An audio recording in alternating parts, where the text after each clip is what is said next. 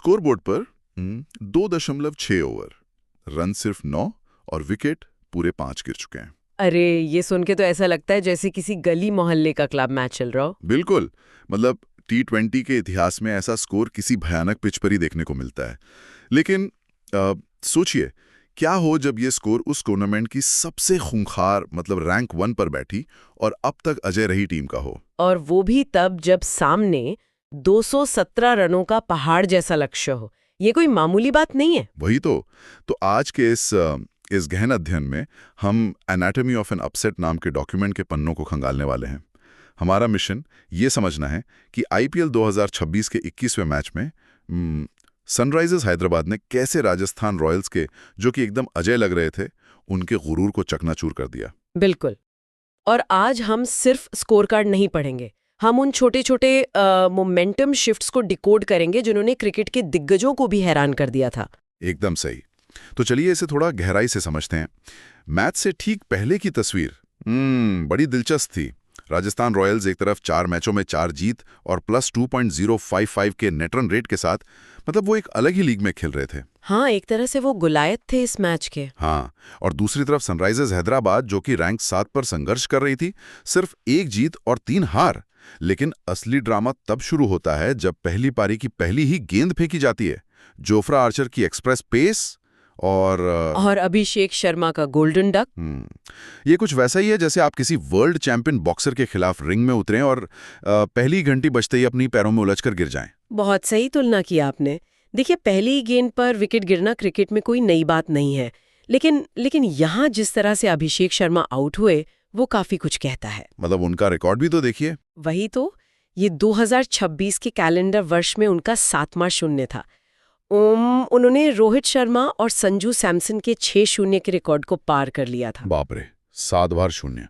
हाँ, और ये तकनीकी रूप से एक बहुत गहरी समस्या की ओर इशारा करता है। होता क्या है कि जब कोई बल्लेबाज लगातार शून्य पर आउट होता है तो उसका फुटवर्क, मतलब उसके पैर क्रीज पर जम से जाते हैं। वो एक तरह के दबाव में होता है। बिल्कुल। और आर्चर जैसे गेंदबाज जो 145 की गति से गेंद डालते हैं, जिनका रिलीज पॉइंट भी बहुत ऊंचा है, उनके सामने अगर आपके पैर नहीं चल रहे हैं तो आप महज एक वॉकिंग विकेट बन जाते हैं। मुझे ये बात हमेशा बहुत दिलचस्प लगती है कि ऐसे शुरुआती झटके के बाद ड्रेसिंग रूम का माहौल कैसा होता होगा।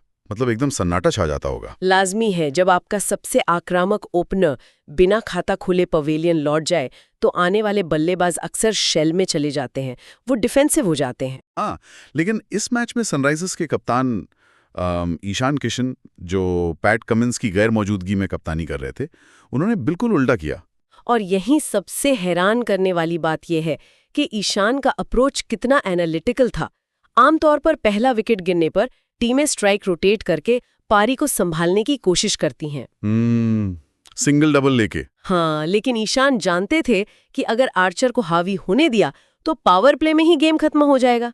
देखिए, इतनी तेज गेंदबाजी के खिलाफ सिर्फ बचाव करना कई बार ज्यादा जोखिम भरा होता है, क्योंकि गेंद की गति ही बल्ले का किनारा लेने के लिए काफी है ना? बिल्कुल सही। ईशान ने बस उस गति का इस्तेमाल किया और 44 गेंदों में 206 की स्ट्राइक रेट से 91 रन ठोक दिए। 91 रन, मतलब ये एक ऐसा काउंटर अटैक था जिसने राजस्थान की पूरी फील्ड प्लेसमेंट की धज्जियां उड़ा दी। 88 रनों की उस साझेदारी ने पूरी टीम में जान फूंक दी, एक मोमेंटम दे दिया टीम को। हाँ, लेकिन फिर 13वें ओवर के बाद कुछ ऐसा हुआ जिसने खेल की पूरी लय को ही ब्रेक लगा दिया। The blackout. वो moment, Rajiv Gandhi international stadium की बत्तियां अचानक से गुल हो गईं। एकदम घुप अंधेरा। हाँ, और तकनीकी और शारीरिक दोनों दृष्टिकोण से देखें तो ये ब्रेक खेल का सबसे क्रिटिकल मोड़ था। वो कैसे? देखिए, जब कोई बल्लेबाज 200 से ऊपर के स्ट्राइक रेट से खेल रहा होता है तो वो एक फ्लो स्टेट में होता है। उसकी फास्ट ट्विच मसल्स पूरी तरह से गर्म होती हैं। और आंखों का भी तो खेल है। बिल्कुल, आंखों के प्यूपिल स्टेडियम की उन तेज फ्लडलाइट्स के पूरी तरह अभ्यस्त हो चुके होते हैं। ऐसे में अचानक अंधेरा होने से वो पूरा जो एक बायोलॉजिकल रिदम है वो एकदम टूट जाता है। मेरी समझ से ये कुछ वैसे ही है जैसे कोई कंप्यूटर बहुत भारी सॉफ्टवेयर रेंडर कर रहा हो और अचानक पावर कट होने से उसे रिबूट होना पड़े। एकदम सटीक उदाहरण है। जब लाइट वापस आई होगी तो ईशान और हेनरिक क्लासन को अपनी आंखें फिर से उस रोशनी और गेंद की गति के हिसाब से एडजस्ट करनी पड़ी होंगी। तो मैं ये सोच रहा था, क्या इस रुकावट से राजस्थान के गेंदबाजों को एक मुफ्त का टाइम आउट मिल गया, मतलब अपनी रणनीति दोबारा बनाने के लिए? ये निष्कर्ष काफी हद तक सही है। गेंदबाजों को जाहिर तौर पर अपनी सांसें वापस पाने का मौका मिल गया, वो फिर से रीग्रुप हो सकते थे। या फिर क्या इसने सनराइजर्स की मानसिक मजबूती का असली इम्तिहान लिया? हाँ, क्योंकि खेल दोबारा शुरू होने पर अक्सर हमने सेट बल्लेबाजों को अपना विकेट फेंकते देखा है, उनका फोकस टूट चुका होता है। लेकिन यहाँ सनराइजर्स के मिडिल ऑर्डर ने उस मेंटल ब्लॉक को खुद पर हावी नहीं होने दिया। बिल्कुल, और इसका सबसे बड़ा सबूत हमें पारी के डेथ ओवर्स में देखने को मिला।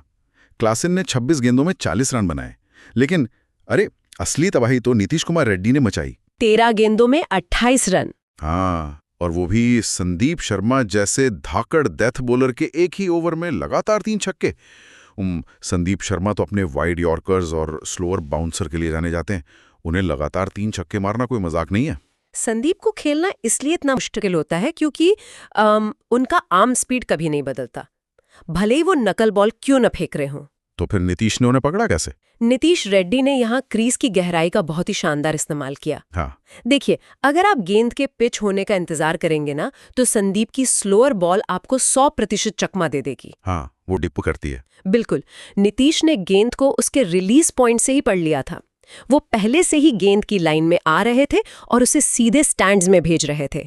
मतलब ये सिर्फ ताकत नहीं थी? बिल्कुल नहीं, ये परफेक्ट हैंड आई कोऑर्डिनेशन और प्री मेडिटेशन का कमाल था। क्या बात है। और फिर अंत में सलिल अरोड़ा ने भी 13 गेंदों में नाबाद 24 रन जड़ दिए और स्कोर पहुंच गया 20 ओवर में 216 रन पर, 6 विकेट के नुकसान पर। ये एक बहुत ही विशाल स्कोर था। विशाल तो था ही, लेकिन राजस्थान रॉयल्स के लिए ये एक बहुत बड़ी मनोवैज्ञानिक दीवार भी बन गया था। अब आते हैं उस दूसरी पारी पर, जिसने मतलब यहां से कहानी वाकई बहुत दिलचस्प हो जाती है। हाँ, असली ड्रामा तो यहीं से शुरू होता है। 217 रनों का पीछा करने उतरी राजस्थान की टीम, टूर्नामेंट की सबसे मजबूत बल्लेबाजी लाइनअप। उन्हें रोकने के लिए किसी चमत्कार की जरूरत थी, और वो चमत्कार लेकर आया एक बिल्कुल अनजान डेब्यूटेंट, प्रफुल्ल हिंगे। प्रफुल्ल हिंगे का वो पहला ओवर, मैं कहूंगी T20 गेंदबाजी का एक मास्टरपीस था। यहाँ इस बात को समझना बहुत जरूरी है कि किसी भी डेब्यूटेंट के पास हमेशा एक सरप्राइज एलिमेंट होता है। हाँ, क्योंकि उनका कोई डेटा नहीं होता। बिल्कुल, राजस्थान की एनालिटिक्स टीम के पास जोफ्रा आर्चर या पैट कमिंस की तो हजारों गेंदों का डेटा रहा होगा, लेकिन इस नए लड़के का कोई हीट मैप या पिच मैप उनके पास मौजूद ही नहीं था। चलिए इस ओवर को थोड़ा डिकोड करते हैं, क्योंकि ये आईपीएल का इतिहास बन गया। चलिए। पहली गेंद पर यशस्वी जायसवाल ने 1 रन लिया, दूसरी गेंद वैभव सूर्यवंशी 0 पर आउट, तीसरी गेंद डॉट, चौथी गेंद ध्रुव जुरेल 0 पर आउट, 5वीं डॉट, और छठी गेंद पर लुआंड्रे प्रेटोरियस भी 0 पर आउट। अद्भुत। मतलब आईपीएल के इतिहास में पहली बार पारी के पहले ओवर में किसी गेंदबाज ने 3 विकेट चटकाए। क्या ये सिर्फ एक युवा गेंदबाज की जादुई स्विंग थी, या फिर 217 रनों के पहाड़ जैसे लक्ष्य ने उन वर्ल्ड क्लास बल्लेबाजों को पैनिक में डाल दिया था? देखिए, स्कोरबोर्ड प्रेशर यकीनन था, इसमें कोई दो राय नहीं है, लेकिन हिंगे की जो तकनीकी बारीकियां थी उन्हें हम नज़रअंदाज नहीं कर सकते। हिंगे ने महज गेंद को आगे पिच नहीं किया, उनकी सीम प्रेजेंटेशन बिल्कुल सीधी थी। सीम एकदम अपराइट थी। हाँ, और वो नई गेंद से लेट स्विंग हासिल कर रहे थे।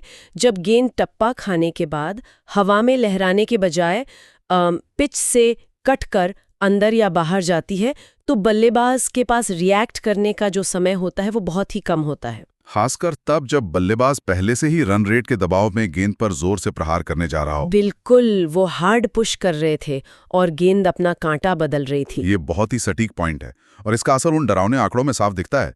राजस्थान की पारी उस मजबूत इमारत की तरह ढह गई जिसकी बुनियाद को किसी हिंगे हरिकेन ने चंद सेकंड में उखाड़ा फेंका हो। हिंगे हरिकेन नाम तो बहुत सही दिया आपने। मतलब पावर प्ले का अंतर देखिए, सनराइजर्स का पावर प्ले स्कोर शुरुआती झटके के बाद भी 51 रन पर 1 विकेट था, और राजस्थान का टॉप ऑर्डर 2.6 ओवर में 9 रन पर 5 विकेट। 9 पर 5। तकनीकी रूप से देखा जाए तो ये मैच के खात्मे का ऐलान था। T20 में अगर आप 18 गेंदों के अंदर अपने 5 मुख्य बल्लेबाज खो देते हैं तो आप लक्ष्य का पीछा नहीं कर रहे होते। तो फिर क्या कर रहे होते हैं? आप बस ऑल आउट होने से बचने की कोशिश कर रहे होते हैं। ये चेज नहीं, एक रेस्क्यू मिशन बन जाता है। और यही रेस्क्यू मिशन डोनोवन फेरेरा और रविंद्र जडेजा ने शुरू किया। जिसे हमारे सोर्स डॉक्यूमेंट में एक रेजिस्टेंस ब्रिज या संघर्ष का पुल कहा गया है। और उन्होंने काफी संघर्ष किया भी। हाँ, फरेरा ने 44 गेंदों में 69 रन बनाकर अपना पहला आईपीएल अर्धशतक जड़ा और जडेजा ने 32 गेंदों में 45 रन बनाए। दोनों ने मिलकर 60 गेंदों में 100 रनों की शानदार साझेदारी की। स्कोर 127 तक पहुंचा। लेकिन क्या इस स्तर पर कोई भी टीम असल में जीत के बारे में सोच रही होती है? वही तो मेरा सवाल है, क्या वो सच में जीतने की कोशिश कर रहे थे? राजस्थान की टीम जानती थी कि वो टूर्नामेंट में टॉप पर है, लेकिन अगर वो 20 ओवर से पहले ही ऑल आउट हो जाते तो उनका जो प्लस 2.055 का रन रेट था वो बुरी तरह गिर जाता। समझ गया। इसलिए फरेरा और जडेजा ने बिल्कुल ऑर्थोडॉक्स क्रिकेट खेला। उन्होंने कोई जोखिम भरे शॉट नहीं खेले, बस गैप्स में गेंद को धकेला और ढीली गेंदों का इंतजार किया। लेकिन ये डैमेज कंट्रोल भी तो सनराइजर्स को नागवार गुजरा, क्योंकि 17वें ओवर में एक और नया चेहरा गेंदबाजी करने आता है, साकिब हुसैन, और वो आते ही डबल स्ट्राइक कर देते हैं। बिल्कुल। राजस्थान की बची खुची उम्मीदें भी खत्म। अगर हम पूरे मैच के इम्पैक्ट को देखें तो इन डेब्यूटेंट का इम्पैक्ट रेशियो सच में हैरान करने वाला है। Praful Hinge 3 over 18 run 4 wicket और Saqib Hussain 4 over 24 run 4 wicket. मतलब 2 अनजान गेंदबाजों ने मिलकर कुल 42 रन दिए और टूर्नामेंट की सबसे शक्तिशाली बल्लेबाजी लाइनअप के 8 विकेट चटका लिए। ये पागलपन है। अगर हम इसे एक बड़े परिप्रेक्ष्य में देखें तो ये इस बात का एकदम स्पष्ट संकेत है कि T20 फॉर्मेट में आपके पिछले रिकॉर्ड्स या आपकी ख्याति की कोई अहमियत नहीं होती। वो आप कितने भी बड़े स्टार क्यों ना हो। बिल्कुल। अगर आप उस दिन की पिच परिस्थितियों और सामने वाले गेंदबाज की लय को नहीं पढ़ पा रहे हैं तो आप महज एक आंकड़ा बनकर रह जाएंगे। बड़े नामों के बजाय परिस्थितियों के हिसाब से खेलने वाले ही असली मैच विनर होते हैं। ये पूरे मैच का सार है। एक ऐसी टीम जिसे सबसे कमजोर माना जा रहा था, जिसका कप्तान नहीं था, जिसका ओपनर पहली ही गेंद पर शून्यों पर आउट हो गया था, उसने अजय राजस्थान को 18.5 ओवर में 159 रन पर समेट दिया। ये उलटफेर सिर्फ एक जीत नहीं थी। नहीं, ये एक स्टेटमेंट था कि क्रिकेट के मैदान पर कोई भी अजय नहीं है। और ये भी कि दबाव के क्षणों में वही खिलाड़ी हीरो बनता है जो बिना किसी बैगेज के खेलता है।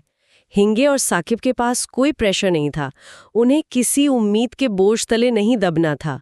वो बस मैदान पर उतरे और अपना स्वाभाविक खेल खेला। और यही बात सुनने वालों के लिए एक बहुत ही दिलचस्प और विचारोत्तेजक सवाल खड़ी करती है। जरा सोचिए, एक तरफ हमारे पास 15 साल के युवा सितारे वैभव सूर्यवंशी हैं, जिन पर करोड़ों की उम्मीदें टिकी थीं, लेकिन वो दबाव में शून्य पर आउट हो गए। और दूसरी तरफ हिंगे और हुसैन जैसे लड़के, बिल्कुल, जिन्हें कल तक कोई नहीं जानता था, लेकिन आज वो रातों रात 8 विकेट लेकर हीरो बन गए हैं। तो क्या फ्रेंचाइजी क्रिकेट का भविष्य अब ऑक्शन टेबल पर करोड़ों रुपए खर्च करके स्थापित सितारों को खरीदने में है, या फिर ऐसे अनजान, निडर और अप्रत्याशित युवाओं को खोजने में छिपा है, जिनके पास खोने के लिए कुछ नहीं होता? क्या डेटा और एनालिटिक्स के इस दौर में सबसे बड़ा हथियार वही खिलाड़ी है जिसका कोई डेटा ही मौजूद नहीं है? ये वाकई एक ऐसा सवाल है जो क्रिकेट के इस नए युग की दिशा तय कर सकता है। एकदम सही। खैर, आज के इस गहन अध्ययन में बस इतना ही। फिर मिलेंगे क्रिकेट की किसी और ऐसी ही अनसुलझी और दिलचस्प कहानी के साथ।